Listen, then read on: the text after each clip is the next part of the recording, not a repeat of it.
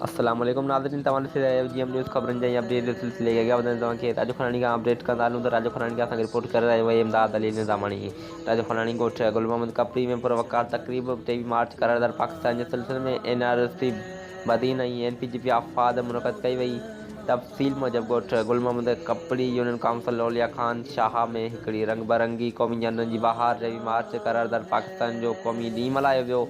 Programme जा मेहमान ख़ासि खैर मोहम्मद जत एनआरएसपी एनपीजीपी आफाद बदीन ज़िले डीपीओ समीरा मेमण हुआ। प्रोग्राम में समय औरतुनि शिरकत कई। प्रोग्राम में स्कूली ॿारनि परचम के साए तले ॿिया क़ौमी गीत खाका टेबलोस पेश करे माहौल गरमाए छॾियो हो। तकरीब के खिताब कंदे खैर मोहम्मद जत समीरा मेमन चयो त 23 मार्च तजदीद अहद वचन वरजाइण जो ॾींहुं आहे।